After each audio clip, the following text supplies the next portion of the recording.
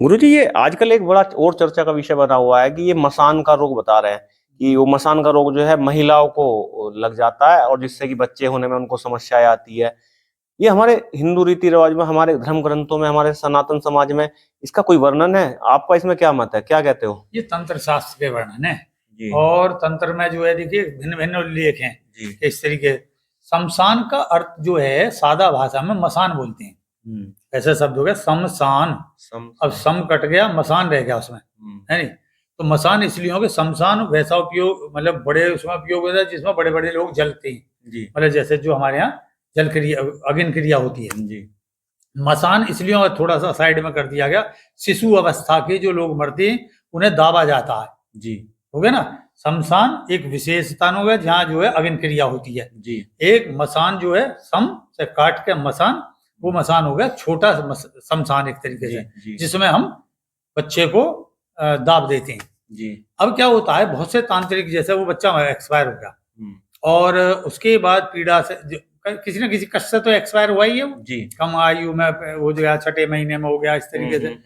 तो जो तांत्रिक होता है वो तत्काल उसके बाद में उसके ऊपर क्रिया करता है उसकी आत्मा को जागृत करने के लिए। फिर सवाल वो योगी, जैसे मैं पीछे किसी वीडियो में बता चुका हूँ कि जैसे ही वो यात्रा प्रारंभ करेगा उसको उसने फिर अपने वशीकरण से, आकर्षण शक्ति से अपने वशीभूत कर लिया।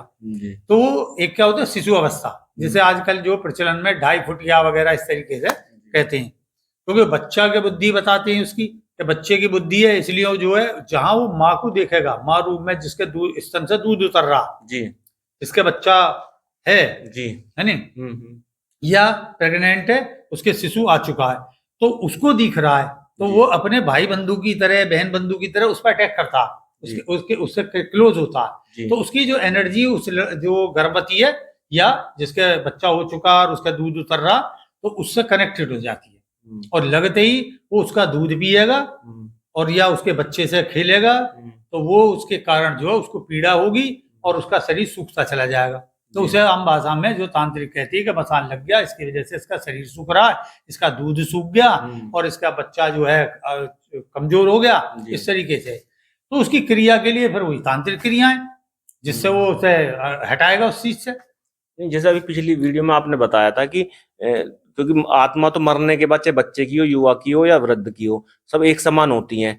तो यहाँ फिर वो बच्चे की जो आत्मा है वो बच्चे का रूप का कैसे, मतलब ये थोड़ा सा इसमें फर्क ऐसा है ना, जो ये मान्यता के उसमें बता रहा हूँ, जैसे ही वो एक्सपायर होता है तो उसकी मेमोरी सब अपना आगामी उसके लिए पूर्ण होती है, उसमें ज्ञान होता है, क्योंकि अब उसका दूसरे शरीर से होने में उसमें ब्रह्म चेतना ज्यादा होती है जी।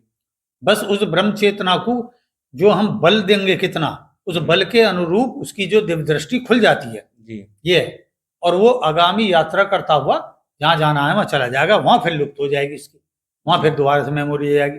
तो आयु जरूर दिखाई दे रही है कद जी, ये उसमें जो शक्ति का है पक्ष वो पूरा होता है ये। अच्छा, महिला के गर्भ जब धारण होता है तो महिला के गर्भ धारण करने के बाद उसके अंदर जीव जो उत्पन्न होता है बच्चे का, वो कितने माह बाद हो जाता है? नहीं, वो तो ऐसा है, उसे 3 महीने पे पता चलता है कि भाई 3 महीने पूर्ण हो गए और अब जो है ये माहवारी वगैरह नहीं आ रही है, तो ये चीज ठहर गई, पता तो जो चली जाती है नॉर्मली पहले में या जिसमें वो उनका विषय है। लेकिन जैसे वो हम गर्भ धारण जैसे रिलेशन करा और उस क्षण में जो गर्भ धारण हुआ जी, बिंदु मिक्सअप हुए दोनों जी, बस वही जीव आना शुरू हो जाएगा जी, जीवात्मा।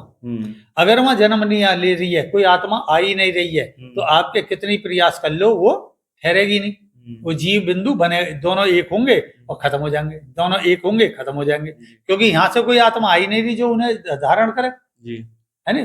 क्योंकि ये जो दोनों है पक्ष, ये केवल शरीर को देंगे, आत्मा अलग से आएगी, समझे, ये केवल पंच तत्व को देंगे, 2.5 तत्व जो है स्त्री का और 2.5 तत्व पुरुष का, ये दोनों मिलकर 2.5 5 तत्व बन के, इसलिए दोनों अधूरे हैं। हम ये सोच रहे हैं पंच तत्व हैं, रियलिटी में हमारे अंदर 2.5 हैं जी, और 2.5 स्त्री में जी, ये है, और इसलिए कुंडली के 2.5 लपेटे माने जाते हैं जी।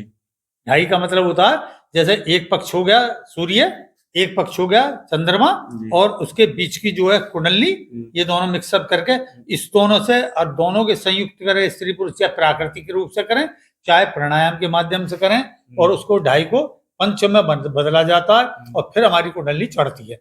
जी वही शिशु में आएगी जो मसान वाला मैटर चल रहा है। तांत्रिक उसको बल देगा, जो मैं पीछे बता चुका हूँ, भोग के आधार पर।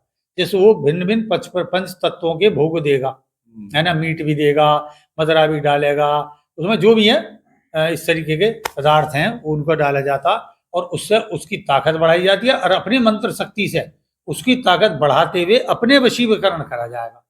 ये तो इसमें मतलब जो आत्मा का प्रवेश कितने समय बाद हो जाता है? आत्मा जो प्रारंभ घर में के अंदर, जैसे ही वो, ठीक है, यहाँ से एक्सपायर हुआ और उसका कर्म संस्कार वहां पहुंच गया, उसने उसी क्षण में भोग करा, संभोग करा, और उसी क्षण में जैसे ही वो बीज संयुक्त हुए उसका कर्म संस्कार वहां जन्म दे देगा, गई। अच्छा, मतलब तभी से शुरू हो जाता और है, तभी से वो बिंदु अपना अवस्था लेना शुरू कर आकार लेना शुरू कर देगा। ऐसा नहीं है कि जैसे कुछ जगह बताते थे कि 3 माह बाद आत्मा का प्रवेश होता है, या क्षण में ही आ जाएगा वो। तब तक वो मांस का लोथड़ा ही रहता है, ऐसा ना, कुछ ना, बताते कुछ हैं, नहीं। मांस ही रहता है, या जो क्षण बढ़ कैसे रहा है फिर, हाँ, अगर जीव नहीं है तो फिर उसकी वो है नहीं, वो जीव उसके अंदर आने के बाद उसी से विकास होता है। ये है। चलिए, बहुत बहुत आभार, बहुत बहुत धन्यवाद गुरुदेव आपका। आपने इतनी सुंदर और जो है जो जानकारी हमें दी है, इसके लिए बहुत हम आपको दिल से उसका आभार व्यक्त करते हैं। और जो हमारे श्रोता, हमारे दर्शक इस वीडियो को देख रहे हैं, उनसे हमारा निवेदन है कि इस वीडियो को अधिक से अधिक शेयर करें, लाइक करें और कमेंट करें। कमेंट में आप जय सत्यम सिद्धाय नमः लिख सकते हैं, आप अपने इष्ट देव का नाम लिख सकते हैं, आपको कोई गुरुदेव से प्रश्न करना है वह भी आप लिख सकते हैं। उस प्रश्न को भी हम गुरुदेव के समक्ष प्रस्तुत करके कोशिश करेंगे आपको उसका उत्तर दिया जाए।